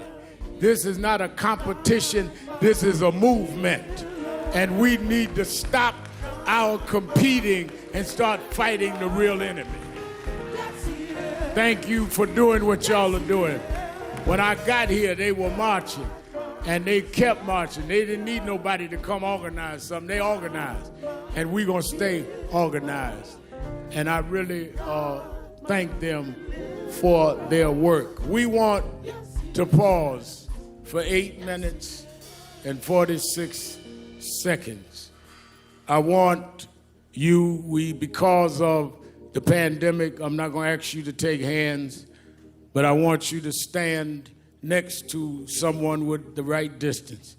The amazing thing about this movement, people say they never seen marches all over the country. Well, we've had that, but we never had it in a pandemic. The reason I know this is a different time is people came out by the hundreds of thousands at risk of their own health to stand up. People that had been sheltered in broke out of shelter. First flight I took was to come here in many weeks. And maybe in God's own way, Martin, the fact we were sheltered means we couldn't watch sports, couldn't watch nothing. We had to keep watching that tape. Maybe because we had no distractions, that finally we are ready to deal with this. So as we stand, I would like us to stand together, and I think there's only one woman up here. I want Tiffany, since I was disrespectful, would you come stand with us up here? Tiffany Haddish, so you won't be talking about me in your next interview. And I would like the mother of Eric Garner, who's mother of the one who originally died of police custody, saying, "I can't breathe," to stand with me and Ben Crump on stage. It's Gwen Carr. Let us stand. Somebody said, Reverend, 8 minutes is a long time. That minute was long enough for the police to understand what they were doing. That means it was long enough for one of them 3 cops to stop what was going on. That means it was long enough for whatever this officer had in mind for him to rethink. As you go through these long 8 minutes, think about what George was going through, laying there for those 8 minutes, begging for his life. Heard someone say, narrating his own death. We can't let this go. We can't keep living like this. Sam Jackson, is Sam still here? Steve Jackson, is he here? Steve, we won't recognize, I was recognizing everybody. We got to stop this here. And we got to, in this time, bring about a new season. Let us stand still. You that believe in faith, bow your heads, or whichever way you worship.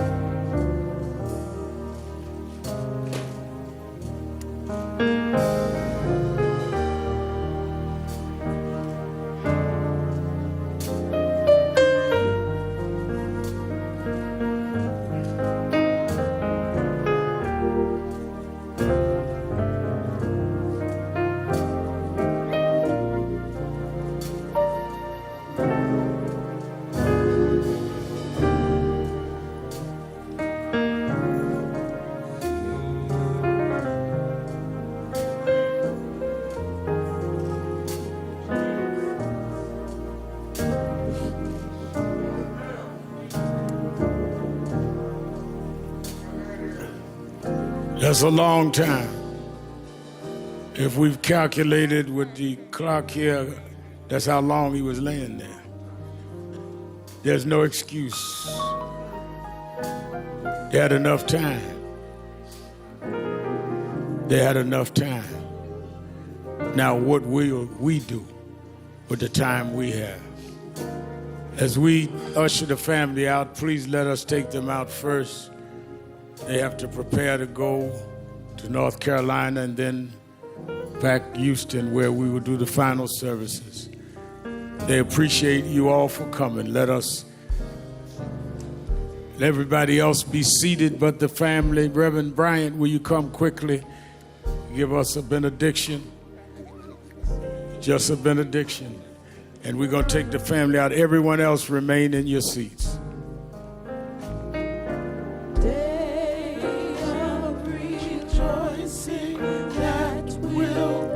If you'll remain where you are for the benediction. Good and gracious God, merciful Master, walk with us while we run this race. Speak to us as we lift our voice. Use our hands so that they do not become fists. Change our hearts so that our rage will shift to rehabilitation. Convict the country so it can finally be the land of the free and the home of the brave. We pray this prayer in the name of an innocent black man by the name of Jesus, who was killed by a government and still rose again. And with that power, we march on until victory is won.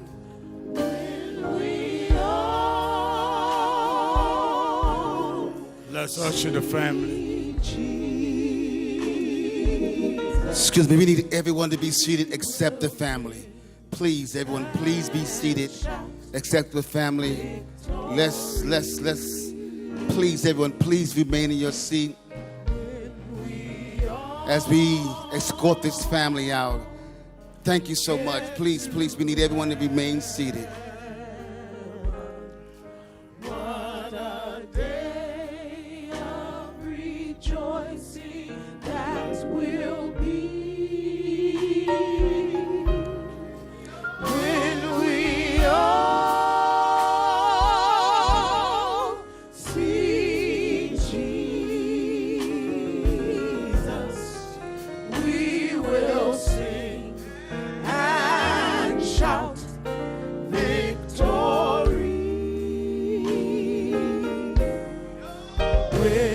Come on, can y'all please remain seated for a minute till we escort the family out?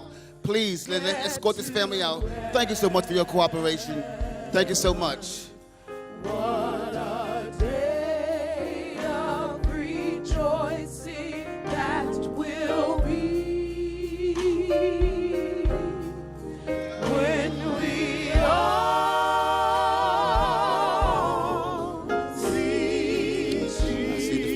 has grown. Jesus, we will sing and shout victory. We will sing. Please, let's let the family leave, please. Can we please let the family exit the building? Thank you for respecting this family. Thank all those who respected the family. We will sing and shout victory. We will sing and shout victory. We will sing and shout victory. We will sing and shout victory.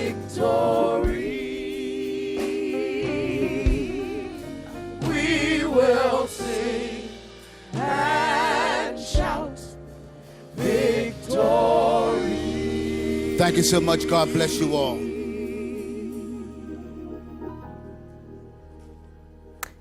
You're watching our live coverage of George Floyd's memorial service here. After hearing from his siblings talk about their childhood in poverty, the Reverend Al Sharpton asking today, is there real tangible opportunity in America? And then also saying, but he believes it is a different time and a different season. After seeing marches in Germany, after seeing marches in London, after seeing at some marches the number of young white people outnumbering the number of young African Americans, he says it does seem like a different time and a different season. And after fighting slavery, after fighting Jim Crow, after fighting for voting rights, this is the era to deal with policing and criminal justice. The Reverend Sharpton also impassioned plea, in his words, for America to remove its knee from us. He plans, with others, to march to Washington in August, ask for rapid and wide-sweeping changes in America's criminal justice system. All this with an 8-minute and 40-second poignant pause in the ceremony to end it in this memorial. That is the amount of time that George Floyd spent on the ground with a Minneapolis police officer's knee at his neck. Yeah, it was a very poignant moment in the service indeed. As we say in my household, the Reverend Al Sharpton, he took us to church today, calling for accountability with the criminal justice system. And it was also very touching and also heartbreaking to hear from members of Floyd's family, his brother, his cousin, his nephew, just talking about how growing up they didn't have much, but their family, they had love, and they were resilient. One thing that we did learn today is that George not only leaves behind his family with his siblings, but he leaves behind 5 children. Yeah, and the stories of his mother, I think that's what, because he called out to his mother in those moments that he was being held down, I think it was helpful for all of us to hear from his siblings and his cousin today about his mother and the role that she played in their lives. One of his youngest brother said, he stood up in front of this crowd and said, it's amazing how many hearts George, whom they call Perry in their family, how many hearts that he has touched in this world in the last week. And he's right. I mean, there isn't a place on the earth that barely doesn't know the name of George Floyd now and what that really stands for. Right, Al Sharpton saying that, George, you changed the world.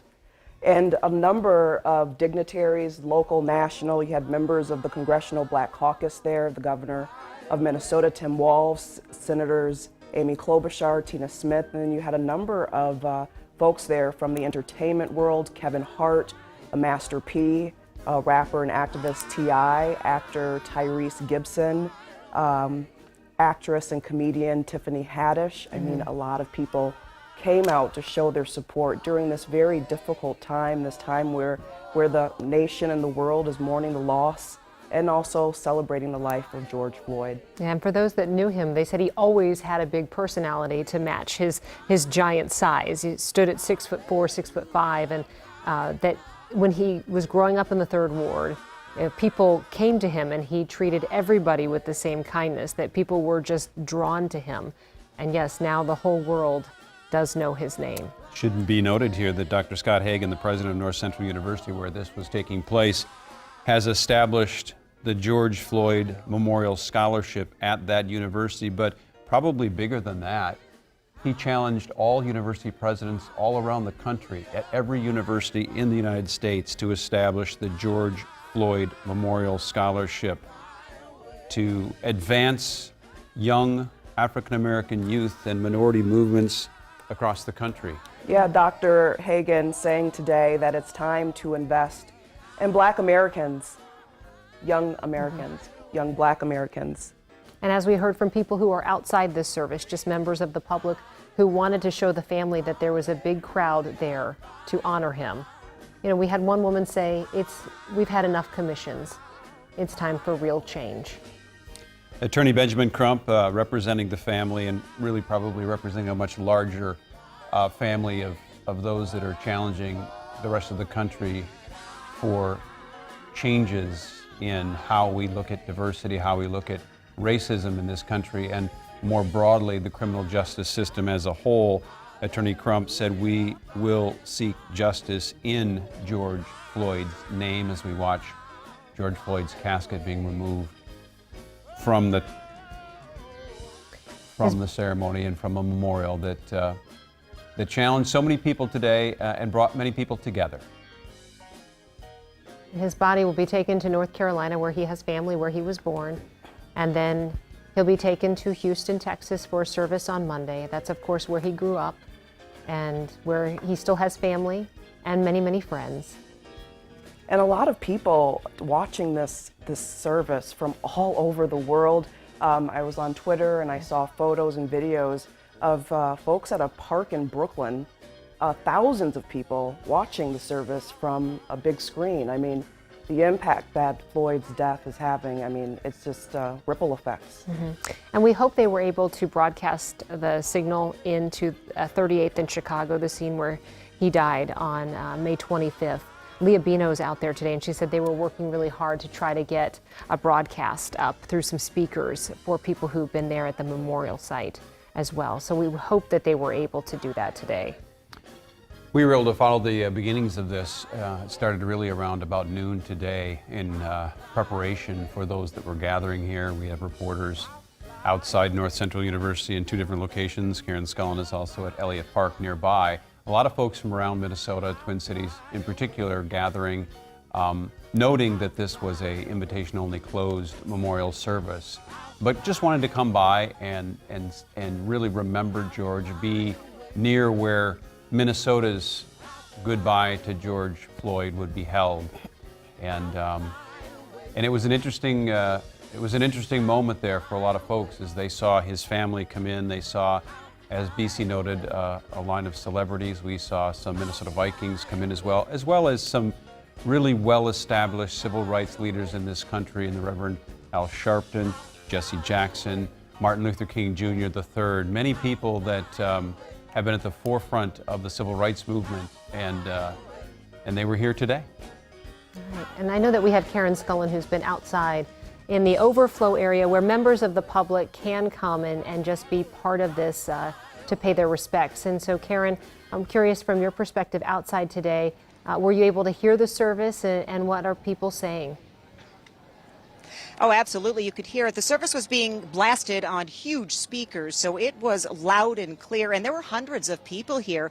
And what was interesting is that nobody left. There wasn't a lot of milling around. I would say people were really, really listening. Right now, you can probably hear behind me some chanting, and there are some chants going on right now. They say his name and everybody repeating George Floyd, that kind of thing. So nobody's just packing up and leaving right away. Still some mingling around, still kind of paying their respects. One person that was listening today was Tori here. She's from just down the street, actually, from Minneapolis. You listened to the entire service, right? Yes, I did. What would you say maybe was most impactful for you? What did you hear today? I think the part where the Reverend Sharpton had said, you know, time is up, and everyone's had enough. I mean, after hearing from the family, I mean, this whole thing just tears at your heart. But at the end of the day, there's a large part of the overall community out here to support this and stand together and to say that all of our hearts are broken and all of us hear everyone and hear the overarching cause. And it is extremely sad. Yeah, and I think what hit me was some of the Floyd family members, his brothers, telling childhood stories. I imagine that you've kind of got the feeling that you almost knew him by the time this was over. Right.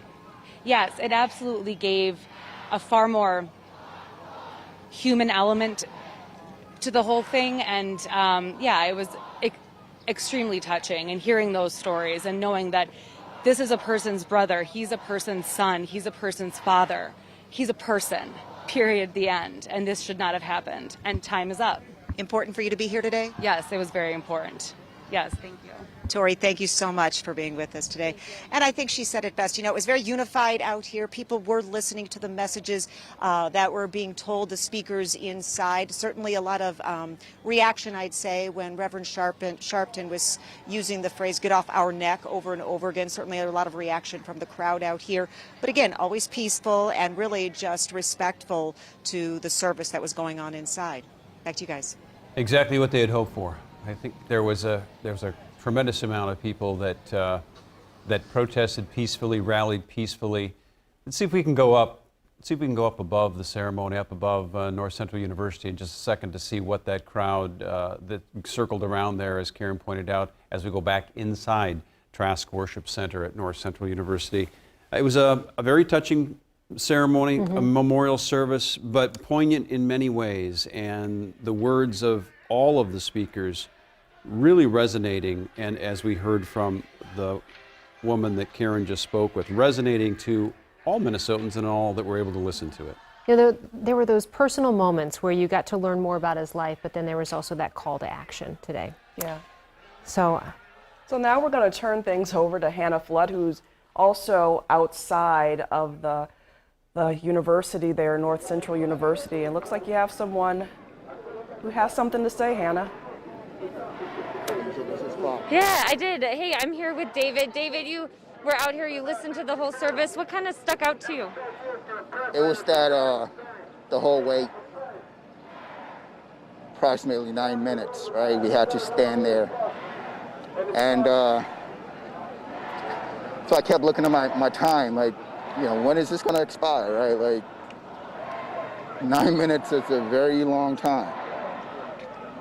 And I felt frustrated just standing there for 9 minutes, right? Kind of showed you the gravity of everything. I just went back to him being there for 9 minutes. It put shivered. I basically.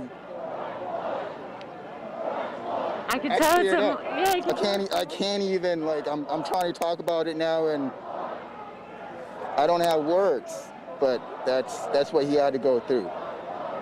That's what he had to go through, so. That's a powerful moment. Talk to me about what kind of the mood or the emotions out here have been like today.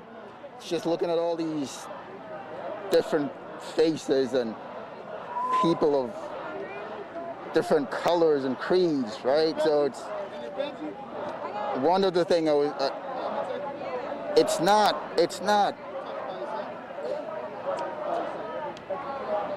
you just have to be a human being. That's what it boils down to, right? He wasn't a rich person. He wasn't I don't know his educational status. He was a man. And we lost one in that way. So it produced this. Think about that. So all of the other stuff, it does not really matter at the end of the day. What are you? You human? That's it. That's all there is to it.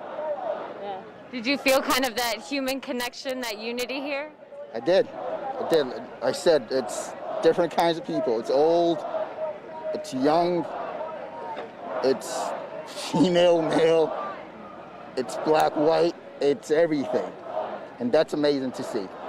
Thank you so much for sharing with us, David. Thanks for sharing what's on your heart today. We so appreciate it. Thank you so much. Yeah. Guys, I'll send it back to you here. Hannah, a really diverse crowd out there by you, and behind you could hear the crowd chanting George Floyd's name over and over again. Yeah, the death of George Floyd certainly sparking a movement, and it's really also uniting people, as you mentioned, Kelsey, a diverse crowd coming together in such dark times to remember a man, celebrate his life, and really think about the loss and the void that the family, that Floyd's children now have. I think it's interesting to know, too, it was mentioned more than once in the memorial itself, and we see it mentioned again in the two interviews we've done, is that this is a very, as you point out, a very diverse group. It's white, it's black, it's Asian, it's young, it's old, it's families. This is one of those moments in our history where everyone has used that moment, that awful, awful moment, to galvanize on a single issue. And we've heard a lot of people in the last couple of days, too, talk about just the tremendous amount of hope they have for the future, that our children are going to do better as well. Leah Bino has been at 38th in Chicago, the scene of where George Floyd died on May 25th. And Leah, were you all able to hear the service? Were they able to get those speakers up and running? We weren't able to see the service, but the people here, including Nick, were able to coordinate, making it possible so people could hear the service. They had a lot of donations come through. Nick, talk about your newly formed group and how you're able to put the infrastructure together very quickly to make it possible for people to listen in today. It's pretty amazing that there's so many people in this community that are seeing what's happening, more than the broken glass, more than the windows that need to be boarded up. They see their friends, they see their neighbors that are hurting, and they want to help. So we created Support the Cities as a tool, a mechanism to mobilize support for the Twin Cities. And we want to come in and partner and lift up other organizations. So that's why we're here on site, providing resourcing and administration, water bottles, whatever the needs are, we want to help support our cities. I mean, everything from handing out food and water bottles, but then you had somebody who said, hey, I have a stage that I can donate. Hey, I have audio equipment that I can donate. So this stage sounds like it's not going anywhere anytime soon. Yeah, we're hoping that 38th in Chicago becomes 38th and Floyd Avenue. We're asking the city of Minneapolis to change Chicago Avenue to George Floyd Avenue. And as far as listening into the memorial service, going on for a couple of hours, what stood out to you? You know, the character of George was phenomenal. His heart to serve others, his ability to look at other peoples and build them up. Our country needs more than just to rebuild our broken and fire-torn city. Our country needs to end systemic racism, and I'm really praying that this event, this stage for justice, peace, and love will be a mechanism for that. And we thank you, Nick, so much. We appreciate it. The crowd has thinned out a tiny bit, but we've seen nothing but people walking this way. Hardly seen anybody walk away this afternoon. So the crowd is definitely growing, and there's this feeling of people want to be together and want to grieve together and the unity. Yeah, every people are coming here to come together. I was crying with DJ Phoenix as I was just walking back and reading the names of the innocent. So my heart just breaks for our community, and we want to be out here to support it. All right, thank you, Nick. We appreciate it. Thank Appreciate you. your time. All right, we'll send it back to you guys. This is what's happening at 38th in Chicago right now. All right, thanks, Leah. And I think we have another look outside North Central University right now where the crowd is gathering, and they had been saying George Floyd's name. You can see somebody holding a T-shirt up there. You know, this was a private service, but there was an area for the public to gather out there today. And, you know, there's that 8 minutes and 46 seconds that a lot of people are referencing today, where at the end of the service, everybody stood in silence to recognize just how long he was being held down. And when you stand there and you wait for 8 minutes and 46 seconds, that really tells you how long he was crying out for help. Felt like an eternity, and the Reverend Al Sharpton pointed it out that when he was setting up that 8 minutes and 46 seconds, he said he wanted people who were there and those that were watching, listening, to think about all the things and all the decisions they could make during that 8 minutes and 46 seconds. And he poignantly meant that to raise awareness that the officers on the scene and those around were making decisions during that time that George was on the ground, that George was in that time saying he couldn't breathe, and in the end asking for his mother. All the things that can happen in 8 minutes and 46 seconds is what the Reverend Al Sharpton wanted people all around the world to think about in that moment of silence. And you can see people still standing out there outside North Central University in Minneapolis. People holding up signs, Black Lives Matter, acknowledge white supremacy, I can't breathe. These messages, these images we've been seeing since May 25th all across the Twin Cities and across the country and now across the world. Yeah, we're seeing so many young people, children, in these groups as well. And Reverend Sharpton mentioned that when he came to Minneapolis, and I believe he said he was standing outside the 3rd precinct when this happened, but a young girl about 11 years old tugged at his jacket, and he said he wasn't sure what, when he turned, she was going to say, and she looked at him and said, "No justice, no peace." And he said he has tremendous hope for the next generation, that this is a new era. I sensed a tone, a different tone, and we've all heard the Reverend Al Sharpton over the decades. I sensed a tone in the Reverend Al Sharpton this time around that was different than in past. He did seem to have the sense that this time it's different. Mm-hmm. Was that just me, or No, he definitely made that point. I think, you know, when he said, when you see people halfway across the world reacting to what happened here in Minneapolis, I mean, it's mind-boggling. It's really astounding, and I think that it shows that real change is on the way. It, you know, especially in this period of pandemic, which is something the world has been going through together as well, it is really something to see the world unite like this. It is, and I think one of those themes and one of the things they talk about was that it doesn't end here. Right. While this was a memorial service for George Floyd, a chance to say goodbye, the hope is that the messaging continues and that the struggle continues. Thank you for joining us. We'll be back at 5 o'clock.